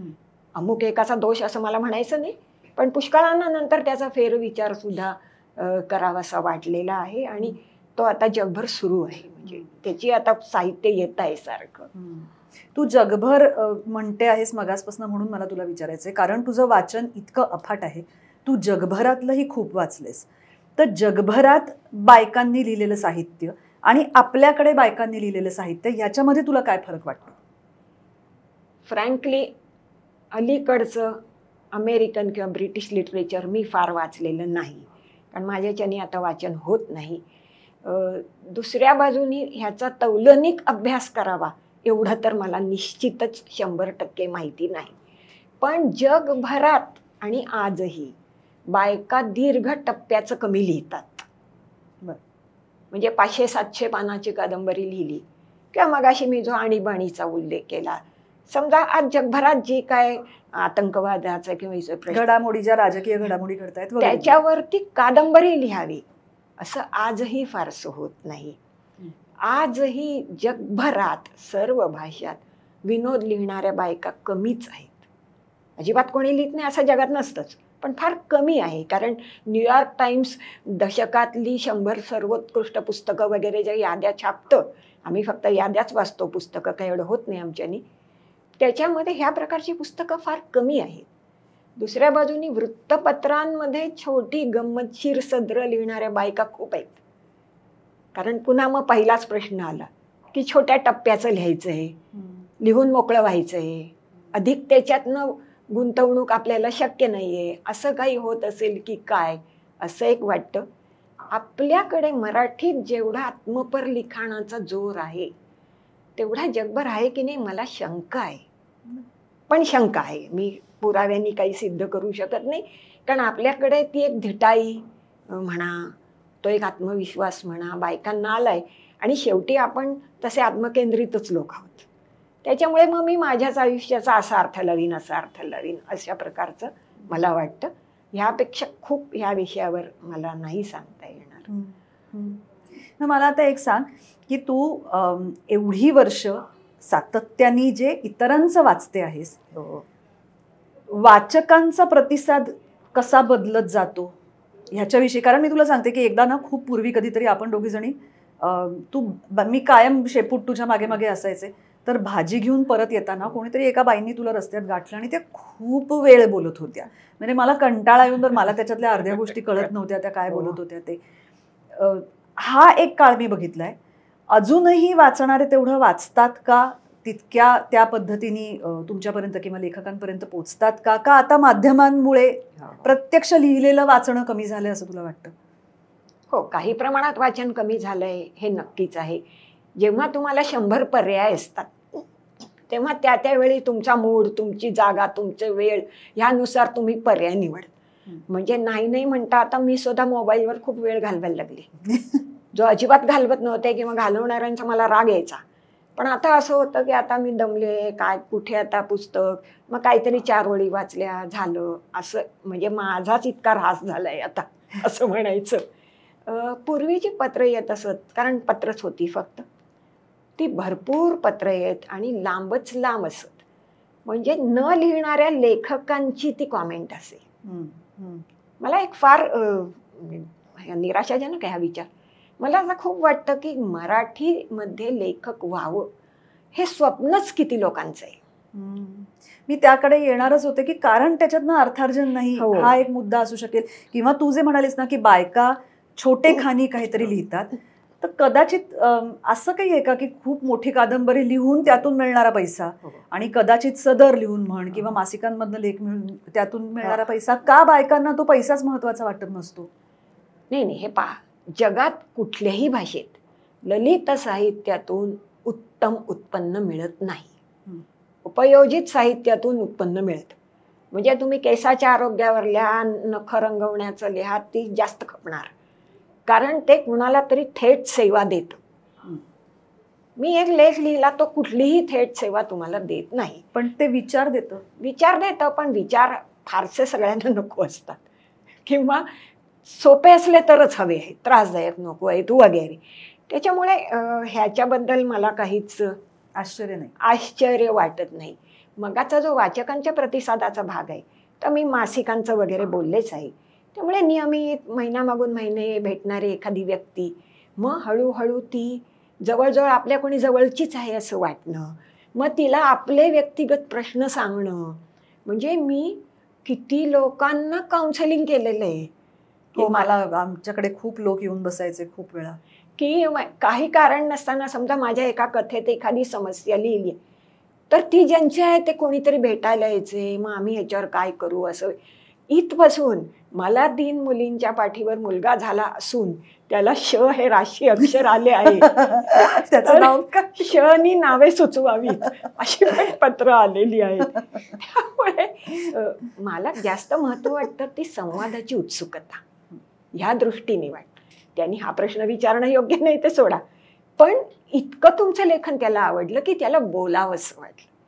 मी जेव्हा आता दूरदर्शनचे संगीताच्या स्पर्धा बघते ना, सारेगम अनेक असतात, मी बघत असते, श्रोत्यांमधल्या अनेकांचे ओठ हलत असतात. ते काही मोठे गायक नाही आहेत, पण त्या गाण्यानी ते इतके भारावून गेलेत की नकळत त्यांना आपणही सुरात सूर मिसळावा असं वाटते. माझ्या मते चांगल्या साहित्याच्याही सुरात सूर मिसळावा असं वाटणं हीच त्याची एक प्रकारची काय नोंद आहे असं तुम्ही म्हणू शकता. त्याच्यामुळे अशा प्रकारची पत्र पुष्कळच येत असत. माझे अनेक कथाविषय मला वाचकांनी दिलेत, मला नव्हते सुचले, त्यांनी दिले, मग मी त्याला माझं काही रूप दिलं वगैरे. आताच्या काळामध्येही इमोजीज वगैरे फटाफट येतात, येत नाहीत असं काही नाही, पण इंटरॅक्टिव्ह एवढे लोक आहेत असं मला वाटत नाही. त्यांना वेळ नसेल, ते व्यग्र असतील, किंवा आता सरळ आम्ही एक पिढी मागे गेलोय त्याच्यामुळेही भाग असेल. वाचक वाचतच नाहीत असं मला नाही वाटत. वाचनाचे केंद्रबिंदू बदलत चालले आहेत. म्हणजे एके काळी मुंबई होतं, मग पुणे, सांगली, सातारा, आज अजून इंटिरियरमध्ये. पुण्यापासून 100 मैल तुम्ही खेड्यात जा, तिथे कमी तुलनेने करमणूक आहे, तिथे वाचलं जास्त. तिथे जिथे बायकांची एम्प्लॉयमेंट कमी आहे तिथे वाचलं जास्त जातं. बायकांची एम्प्लॉयमेंट म्हणजे कॉलनी लाईफ जे असतं ना, म्हणजे साखरवाडी, कासारवाडी, रावळगाव, किर्लोस्करवाडी, तत्सम अशा अनेक ठिकाणी मी गेले पूर्वी. तिथे बायकांचं लाईफ हे म्हणजे फक्त पुरुषांचाच व्यवसाय, बायकांना काही नसतं. मग त्या एक लायब्ररी धरतील, मग त्यातलं त्या नियमित वाचतील वगैरे असं होत असतं. वाचणारे वाचतात, नाही असं नाही. मराठी भाषेचंच आवाहन किती राहिलंय हा मात्र प्रश्न आहे, आणि तो सर्वच प्रादेशिक भाषांना आहे. फक्त मराठीलाच आहे काय आमचं दुर्दैव वगैरे असं काही नाही. कदाचित गुजराती, सिंधी ह्यांनाही हा प्रश्न कमी अधिक प्रमाणात येत असेल. माणसं वाचतात हे नक्की आहे, कमी प्रमाणात वाचतील हे अगदी आपण धरून चालू, पण चांगलं वाचल्यावर काहीतरी प्रतिसाद द्यावा असं वाटणं आणि तो मिळणं, आज हे चांगल्या लेखनाचं हे एक मी जसं म्हटलं तसं की संवादाची उत्सुकता जागी होणं, किंवा ह्या व्यक्तीला ते समजेल असं वाटणं. मी पुष्कळ लोकांची खाजगी पत्र पण लिहून दिली आहेत आयुष्यात. म्हणजे एक अशी व्यक्ती होती की जिला पूर्ण कोड होतं, आता ते हयात नाही म्हणून मी बोलते. त्यांचं तशाच एका मुलीशी लग्न ठरलं. ते मला भेटायला आले, मला म्हणाले की तुमची काय फी असेल ती देतो बरं का, पण तुम्ही माझ्या त्या भावी पत्नीला पत्र लिहून द्या. तर म्हटलं काय? तर म्हणे मला ह्या पांढऱ्या कातडीचा तिरस्कार वाटतो, मला ह्या रंगाचा आणखी एक माणूस ह्या जगात जन्माला घालायचं नाही. तर तिला लिहून कळवायचं आहे की आपण लग्न करूया, पण आपल्याला मूल कधीही होणार नाही आणि हे तुला माहीत असावं वगैरे. म्हटलं तुम्ही माझ्याकडे का आलात? तर म्हणे मला असं वाटलं की तुम्ही म्हणायचं ते पण म्हणाल आणि तिला दुखवणार पण नाही बरं का. म्हणजे ही एक त्यांनी केलेली समीक्षाच एक खरं म्हणायला गेलं तर असं घडलेलं आहे तर चांगल्या भाषेचं आवाहन समाजाला असतं, लोकांना आवडतं, चांगलं बोललेलं ऐकायला वाचायला आवडतं, नाही अशातला काही भाग नाही. प्रमाण थोडंसं अन्य माध्यमांच्या घुसखोरीने थोडं ते कमी अधिक होत राहतं. 100% वाचन संपेल असं मला कधीच वाटत नाही. जेवढा आपल्याला स्वतःशी संवाद आवडेल तसा आवडणाऱ्या पुस्तकाशी संवाद आवडेल. आता मला एक सांग तू आई, की तू बऱ्यापैकी तशी सामाजिक भान असलेली व्यक्ती आहेस. एकूणच समाजात चाललेल्या गोष्टींविषयी एकतर स्त्रियांनी व्यक्त व्हावं का, हा एक प्रश्न. आणि दुसरी गोष्ट म्हणजे बऱ्याच ठिकाणी जे सामाजिक पातळीवर स्त्रियांना किंवा बायकांना आरक्षणं दिली जातात किंवा सवलती दिल्या जातात त्याच्याविषयी तुला काय वाटतं? बाई म्हणून सवलत मला पटत नाही.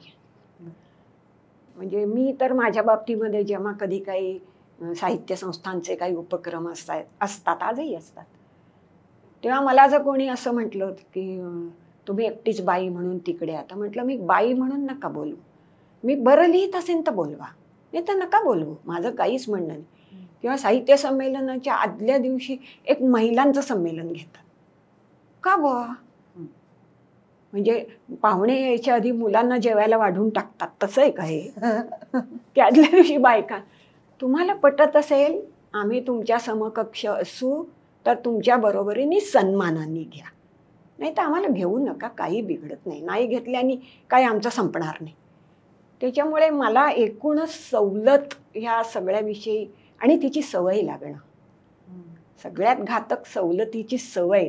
सवलत देण्यापेक्षा साधन द्या, हा अगदी प्राथमिक विचार आहे. हे काही भयंकर नवीन मी सांगत नाही, पण बायकांच्या बाबतीत मला हे वाटतं.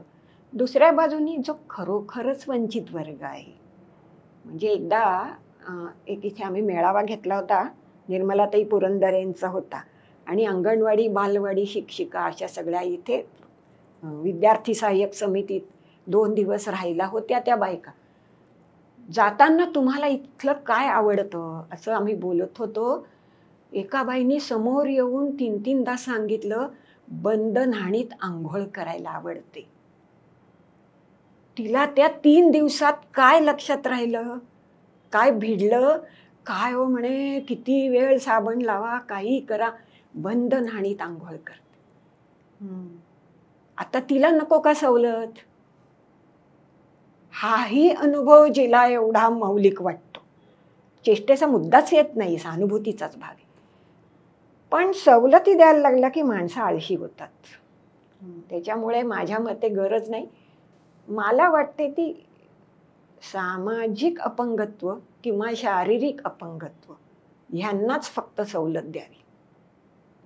सामाजिक अपंगत्व म्हणजे विशिष्ट ज्ञाती आहेत की त्यांना काही मिळत नाहीये, नंतर आज गडचिरोली किंवा अशा ठिकाणी राहणारी, दुर्गम प्रदेशात राहणारी, आणि शारीरिक अपंगत्व अंधत्व वगैरे. सक्षम बाईला संधीच दिली पाहिजे किंवा साधनच दिलं पाहिजे. सवलत दिल्याने काही फायदा होणार नाहीये. ती चटावेल, अजून आयतं खायला मागेल, कारण आयतं खाणं हा तर म्हणजे मनुष्य स्वभाव आहे, कुणालाही आवडेल. कशाला, कर ना तू काम, तुला ही संधी मी देतो ना, असं मला तरी व्यक्तिशः वाटतं. पण आपला राजकीय पट फार गुंतागुंतीचा आहे, त्याच्यावर इतकी सोपी उत्तरं नसतात. हो बरोबर. नाही, तू बऱ्यापैकी म्हणजे आमच्याकडे रोज सकाळी वर्तमान पत्र मांडून ठेवून वाचणं आणि त्याच्याविषयी चर्चा करणं हे मी खूप लहानपणापासून बघितलंय, म्हणून मी हा प्रश्न विचारला. मी आता शेवटाकडे थोडीशी येते. मला तुला एक असं विचारायचं की वेगवेगळ्या माध्यमांमध्ये आता जे बायकांचं चित्रण केलं जातं, त्यांची प्रतिमा जी उभी केली जाते, त्याच्याविषयी तुला काय वाटतं? वाईट वाटतं. अजून काय, कारण वास्तवातल्या बायका खूप पुढे गेल्या आहेत, पण माध्यमांमध्ये लोकप्रियतेसाठी जो पारंपरिक लोकप्रिय चेहरा आहे तोच बराचसा वापरला जातो. आणि नामके वास्ते थोडीशी प्रगती दाखवायची ती कपड्यामध्ये दाखवली जाते किंवा पुरुषासारखी भाषा बोलली, बरं का, असं एक खाली असतं की सहज बोलताना 2-4 शिव्या वगैरे टाकल्या की केवढी क्रांती झाली. तर क्रांती विचारत करणं बाई, शिव्यात कशाला करतेस. त्याच्यामुळे जे पारंपरिक होतं की सोशिक बाई, म्हणजे आमच्या तरुणपणचे मराठी सिनेमा आहे म्हणजे सौभाग्यवस्तू भांडार असायचं, कुंकू, मंगळसूत्र, हिरव्या बांगड्या, त्यापासून थोडंसं पुढे गेलं समजा. पण किती पुढे गेलं? जाहिरातीतल्या बायकांच्या विषयी मला तर खूपदा वाटतं, आम्ही नसू कोणी, पण अजून जर 50 वर्षांनी 2020च्या आसपासच्या जाहिराती पाहिल्या तर भारतातल्या बायका फक्त कपडे धुवत होत्या असं वाटेल. सतत कपडे धुणं, साबण, मशीन, डिटर्जंट. का बुवा? एकही जाहिरात मी अशी नाही बघितली की बेल वाजली आणि बाई हातातलं पुस्तक खाली ठेवून दार उघडायला गेली. एकही नाही. ती असं केसाला ते पिठाचा हातच लावते, ती पदर बांधू नये, ती लगबगीने निर्या खोचू नये. का आम्ही वाचतो की पेपर? कितीदा आमच्या घरची बेल वाजते तर मी त्रासून पेपर म्हणा, पुस्तक म्हणा, काहीतरी बाजू, हे का नाही दाखवायचं? म्हणजे कसं आहे, समाजाला हे हवंय म्हणून ह्यांनी हे करायचं, यातून पैसे मिळतात म्हणून ह्यांनी हे करायचं.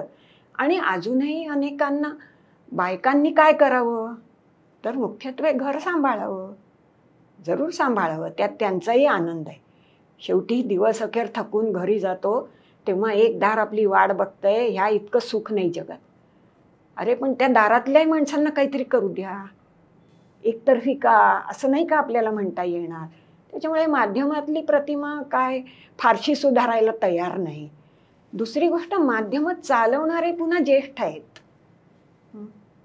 हा मला खूपदा प्रश्न वाटतो की आज समजा 20-25ची कोणी मुलगी एखादी मालिका लिहिते किंवा चित्रपट लिहिते, पण तिचा निर्माता किंवा तिला पैसे पुरवणारा मोठा असतो वयाने, त्यामुळे तो पुन्हा त्याचं जिथे फिक्सेशन आहे. आणि सेफ प्ले, बरोबर, सेफ प्ले हे सगळ्यात महत्त्वाचं. सेफ प्ले आहे की बा तसंच मी दाखवत राहतो. बरं, इतकं ढोबळ असतं की आता खलबाईचं ते नागमोडी कुंकू, कुंकवाला जेवढी वळणं तेवढा तिचा स्वभाव वाईट. इतका वाईट स्वभाव, ती कशाला कुंकू रंगवत बसेल ना. वेळच नाही मिळणार हो तिला. म्हणजे हे किती ढोबळ सगळं चाले आणि किती सूक्ष्मपणे बायका एकमेकीला त्रास देतात हे माहिती आहे का तुम्हाला? आज कॉर्पोरेट वर्ल्ड मधलं एक ऐकायला मिळतं ना. माझ्या एक परिचित बाई आहेत, त्या मला एकदा सांगत होत्या की ऑफिसमध्ये पार्किंगच्या 4च जागा आहेत आणि ही 4 माणसं आहेत, 3 पुरुष आहेत, 1 बाई आहेत. या बाई पुढे जाण्याचा सगळ्यांना धोका आहे. त्या म्हणाल्या, इन्व्हेरिएबली मी पोचायच्या आधी एक माणूस तिरकी गाडी लावून ठेवतो. म्हणजे 2 गाड्यांनी, तिसरीनी दोन्हीची जागा अडवली. मला गाडी लावता येत नाही, गाडी लावली नाही तर मी आत वेळेवर जात नाही, काय पंचिंग किंवा काय असेल मी. हा सूक्ष्म छळ आहे ना. हा तिला असे अनेक, म्हणजे हे फारच ढोबळ झालं. ते आपल्याला काहीच सुचत नाही, काहीच हे करता येत नाही. तर कोणीतरी कोणाच्या तरी जेवणात विष घातलं. एवढं नाही दुष्ट असावं लागत, छोटं छोटं खूप दुष्ट असता येतं. आणि त्याच्यामुळे माध्यमातली प्रतिमा काही फारशी म्हणण्यासारखी सुधारत नाहीये किंवा इतकी संथ गतीने सुधारते असं म्हणा की वास्तव जीवन त्याच्या खूप पुढे गेलेलं आहे असं वाटतं. परत एकदा मी शेवटचा म्हणते, पण हे असं माझं दरवेळेला होतं. मला एक तुला प्रश्न विचारायचा आहे की तू 50 वर्ष, म्हणजे तुझ्या आणि बाबांच्या लग्नाला 50 वर्ष झाली. 53. हा, 50च्या पुढे तू गेली कित्येक वर्ष किंवा कदाचित सुरुवातीपासून, मला आठवते तेव्हापासून तुझ्या नावाच्या पुढे सौ लावत नाहीस. आणि हा त्या काळात खूप क्रांतिकारी विचार होता. तर हे तुला का वाटलं? म्हणजे मंगला गोडबोले या नावाच्या आधी सौ लोकांनी कधीच वाचलेलं नाही आणि तुझं नाव असंख्य वेळा छापलं गेलंय. तर हे तुला का वाटलं आणि त्याच्याविषयी बाबांची प्रतिक्रिया काय होती? बाबांची काहीच प्रतिक्रिया नव्हती, आजही नाही, तेव्हाही नव्हती. हे मला नाही वाटलं पहिल्यांदा. आणि माझ्या सौ मंगला श्रीनिवास गोडबोले अशा पूर्ण नावानी 73-74 मध्ये लेखन आलेलं आहे. आलंच नाही असं नाहीये. पुढे असं झालं की विद्याताई बाळांशी माझा संपर्क आला. मी टपालांनी काहीतरी पाठवायची, त्याच्यावर पोस्टकार्डांनी मला कळवायच्या. असं एका एवढ्याशा लेखावर आमचं 6-6 महिने काहीतरी चालायचं. आणि त्या बाईंचं माझ्यावर ऋणच आहे एका अर्थी, की त्यांना सारखं कळत होतं की हिला काहीतरी वेगळं म्हणायचंय आणि हिला म्हणायची संधी द्यावी. तर एका कथा स्पर्धेत मला बक्षीस मिळालं वगैरे. तर त्यांनी मला असं विचारलं की सौ मंगला, तोपर्यंत श्रीनिवास गळलं होतं कारण लांब झालं जास्त, पण सौ मंगला गोडबोले. त्या म्हणल्या की तुला का सौ लिहायचंय? तर मी म्हटलं का माझं लग्न झालंय. म्हणाल्या अंकामध्ये 8 पुरुषांचे लेख आहेत, 3 बायकांचे आहेत. त्या 8 पुरुषांनी आपण मॅरिड आहोत असं म्हटलंय का? त्यांना ते सांगावंसं नाही वाटत, तुलाच का वाटतं मग? खरं आहे, मलाच का वाटतं? मी नाही हा विचार केला. मग मी म्हटलं की ठीक आहे, मग तुम्हाला नको असेल तर नका छापू. त्या म्हटल्या मला नको म्हणून नाही, तुला हवं तर छाप, पण तुला त्यातून काय सिद्ध करायचंय? तर माझ्या लक्षात आलं आपल्याला काहीच सिद्ध करायचं नाही. मग म्हटलं नको. आणि आत्तासारखं माहेरचं आडनाव सासरचं आडनाव असं काही तेव्हा पद्धतच नव्हती, म्हणजे माहीतच नव्हतं आम्हाला ते. त्याच्यामुळे मग मंगला गोडबोले असं त्यांनी एकदा छापलं. मग तेच वळणच पडून गेलं. मग त्याचं मलाही काही नाही, बाबांनी माझ्या कुठल्याच कृतीला कुठल्याच अर्थाने कधीच विरोध केला नाही. आमचं सगळं करून बाकी काहीही करा, ही जी एक उदार सवलत आपली कुटुंब व्यवस्था देत. कांदा भजी सोडू नकोस.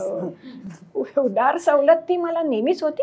अर्थात त्यांनी माझ्या जीवनामध्ये, माझ्या यशामध्ये जरी काही कमी अधिक असेल नेहमीच सहभाग घेतला. हो. आणि त्यांच्या इतकं खरंच प्रामाणिकपणे कौतुक करणारा पुरुष मी फार कमी बघितला. त्याच्यामुळे मला त्याच्याबद्दल बोलायचाही काही अधिकार नाही.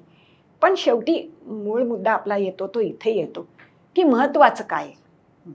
नाव महत्वाचं आहे का लेखन महत्वाचं आहे? नाव महत्वाचं असेल तर विवाहित आहे का अविवाहित आहे हे महत्वाचं आहे. पुढे फक्त त्याचा फायदा किंवा तोटा असा झाला की पुष्कळ वर्ष मला काही काही प्रेमपत्र पण यायची. कारण गंमतशीर लिहितेय बाई, खोड्या बिड्या काढतेय आणि मंगला गोडबोले नाव आहे, चवलीत नाही आहे, त्या अर्थी सेफ आहे आपल्याला. म्हणून काही काही वेळा अशी यायची, मजा वाटायची मला त्याच्याविषयी असं. पण ते त्यावेळी होऊन गेलं. आणि आता हे खूप क्रांतिकारी वाटतं. म्हणजे आता असं वाटतं तेव्हा हे क्रांतिकारी, तेव्हा हे क्रांतिकारी.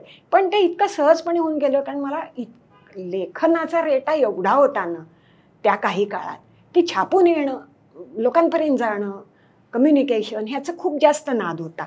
त्याच्यामुळे ह्या नावाने ह्याच्याविषयी काही वाटलं नाही.